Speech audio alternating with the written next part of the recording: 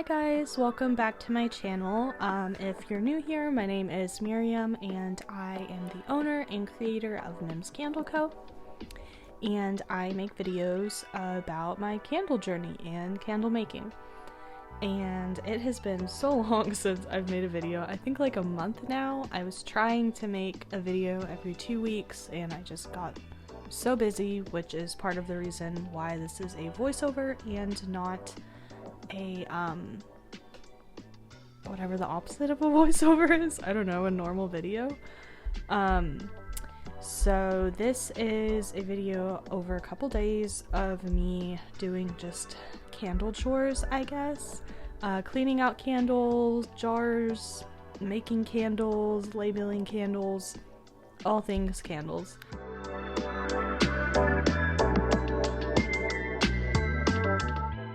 Here you can see I am taking out all of the candles I've had that I've needed to clean out but haven't gone around to doing.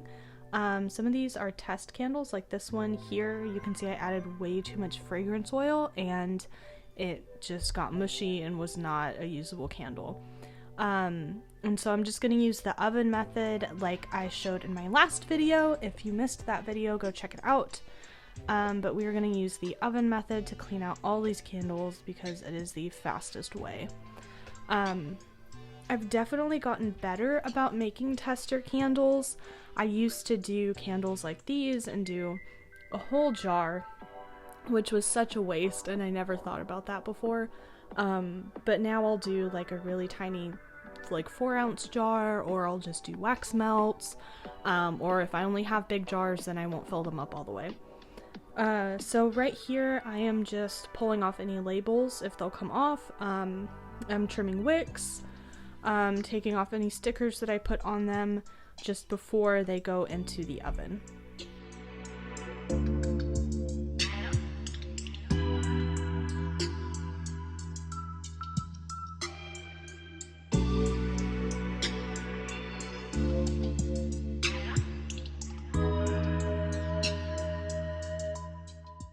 So now I'm just laying everything out on the pan and kind of organizing it, not in any particular way, just making sure everything has enough space. And I did end up having to take off the top rack to fit that in the oven. And then, like in the last video, you just bake them at 200 degrees for 15 minutes, and this was how they turned out. I actually did think they were gonna melt all the way through, but it actually ended up being better that they didn't, and that most of it stayed solid, just because it was a lot less of a mess, than it would have been if the whole thing had melted, because then I would have had a ton of melted wax.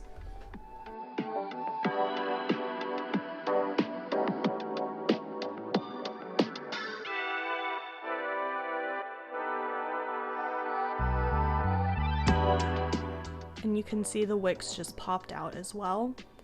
And now I'm just wiping everything down with a paper towel and getting that last bit of wax off.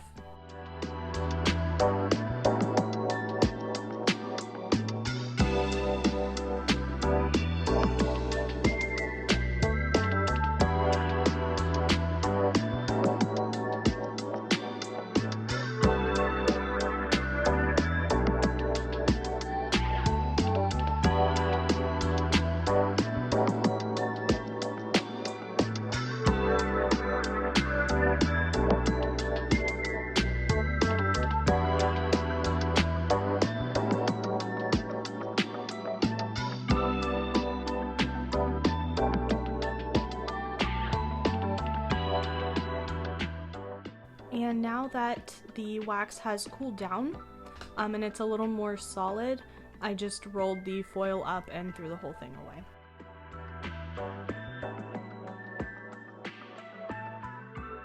And I'm just wiping I'm wiping the tray down with a paper towel, which probably wasn't necessary because I did use the same pan, and there wasn't that much wax residue on it, so you probably could have just left it.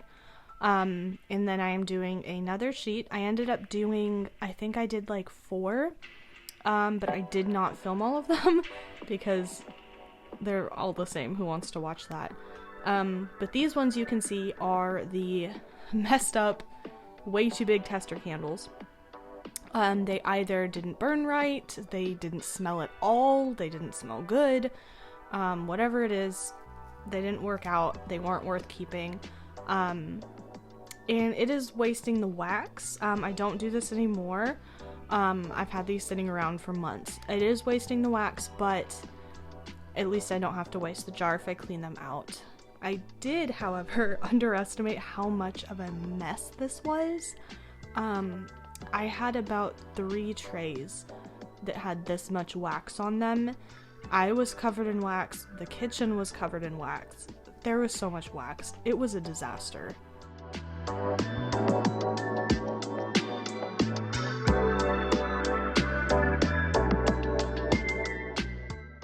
And since there was so much wax, it obviously didn't all melt. It really just loosened up enough for me to get it out, but there was still a lot of wax left in the jars afterwards that I couldn't wipe off.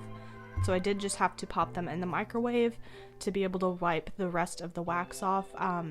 I think I did 2 rounds of 30 seconds in the microwave for them, and that worked. And again, I just threw away the huge mass of wax that I had left over.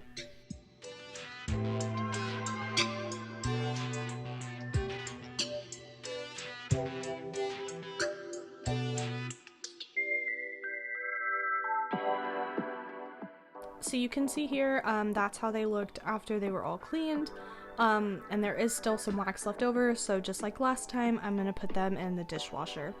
You can soak them in hot water and soap and wash them by hand, but this was a lot of jars and I'm busy and there's just no time for me.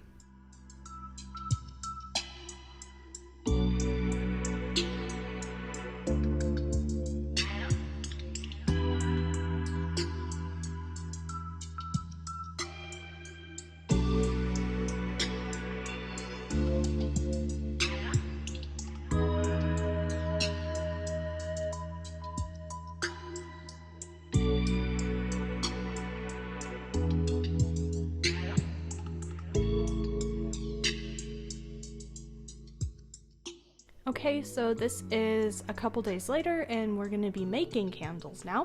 The exact opposite.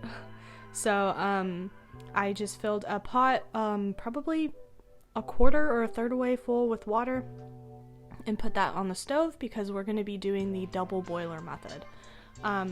So all we're gonna do is pot, water, stove, and then we are gonna put our wax in a pitcher and put that in the pot. And the reason you do this is so you don't burn the wax. It heats up a lot more evenly that way. And here I am just going through and labeling all the jars with what scent I'm doing. I don't make batches of all one scent. I'll usually do several at a time because I usually make 3 candles at a time. And I have a bad habit of forgetting which scent I'm doing. So I label the jars. And then you can see I use these glue dots from Walmart. I put my wicks all around, and then I use just a reusable metal straw. I put the wick through that, and then that helps me place the wick in the bottom of the jar. And then I just apply a little bit of pressure and kind of tug on the wick to make sure it's in there securely. And I do recommend doing that because I have had times before where I don't place it in well enough. And then once I pour my wax in, it releases the wick and the wick floats to the top and there's no way to reattach it after that. It's just very upsetting. And I'm doing the same thing for the larger jars, but instead we are going to be using 2 wicks.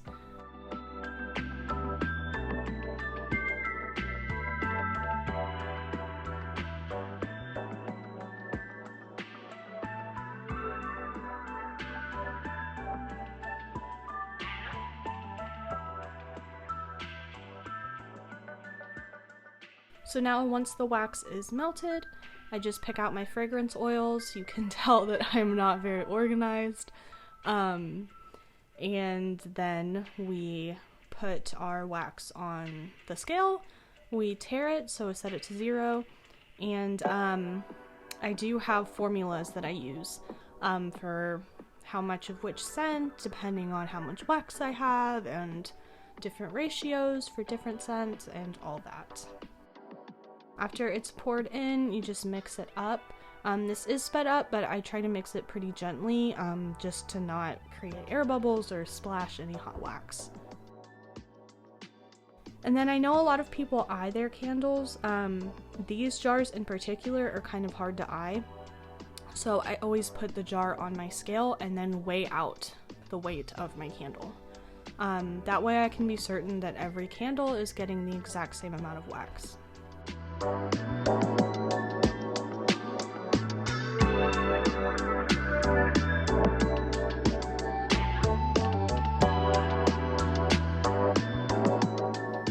So now that the candles are poured, I'm just going to go in with the wick holders and then do my best again to position them in the center. I know some people like to put the wick holders on before they pour, but I find that makes it more difficult because then I have to pour around them instead of just pouring. I think it makes it harder. And now I'm just gonna do the exact same thing again. I'm boiling my wax, melting it, pouring the fragrance, and pouring candles.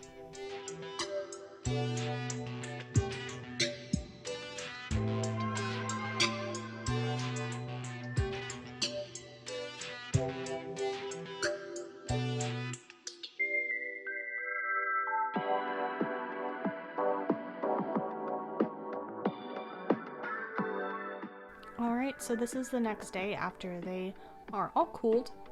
And you can see here that they're uneven at the top, they have cracks and holes. This is really common for soy wax, and so I use a Wagner heat gun. It has a medium setting and a high setting. I just use the medium one. And I go over the candles to just remelt the top of it and even it out. I think the gun was like $20 from Walmart, so it's not too bad.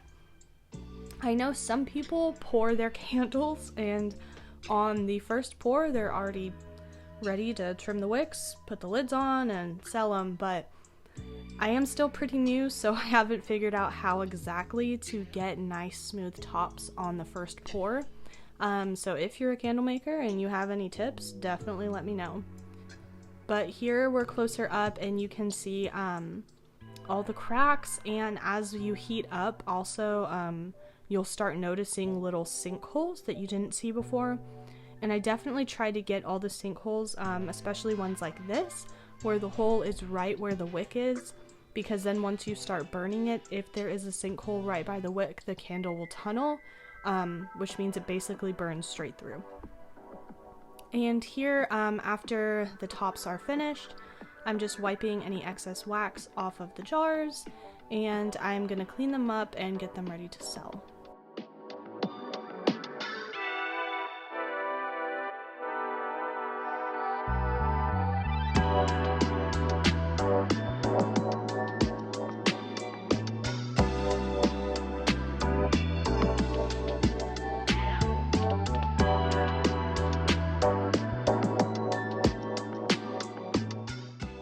I used to be a lot messier when pouring candles, and I used to get wax everywhere, but now I kind of just get it on the inside of the very top, just for moving it or setting the wick holder in.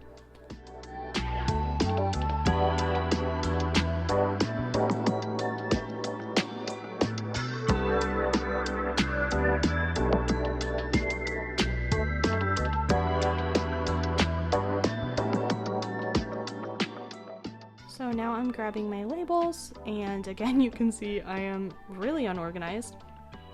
So I'm just digging through and finding out finding the labels that I need for the candles I've just made.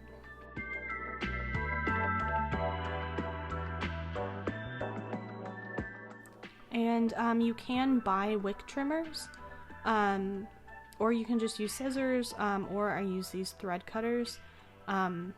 I do like the thread cutters better than scissors. It's just easier to me.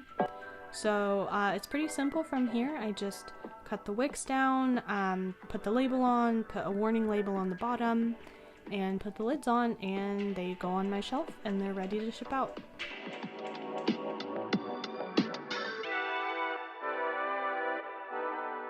I get my labels from onlinelabels.com, and I actually do have a lot of problems with these white labels in particular.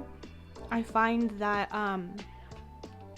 they bubble up when I put them on, like it'll go on smooth and everything looks great, and then I'll go look at my shelf like a week later and there's like air bubbles underneath the stickers, and I mean there's nothing I can do at that point.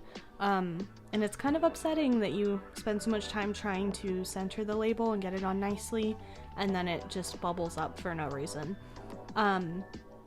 Another thing I don't like about these is they're extremely hard to get off.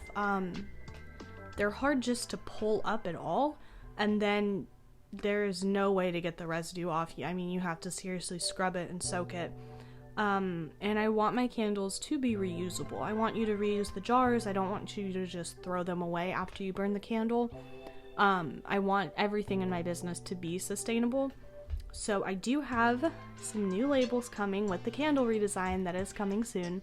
And they look great. They stay looking great. There's no bubbles. They're super easy to get off. You just peel off the edges and there's really not even any residue.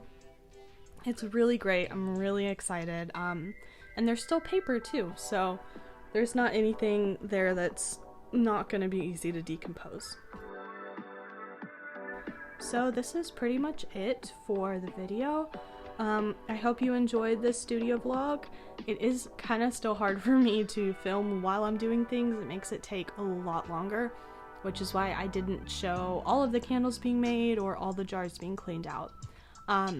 Hopefully I'll get better in the future and I will actually make a video that's not voiceover, but I hope you enjoyed, and if you liked the video, give it a like, leave a comment, subscribe. All of that helps my business out a lot.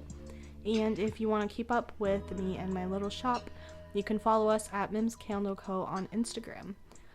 Thank you for watching, and I hope to see you for the next video.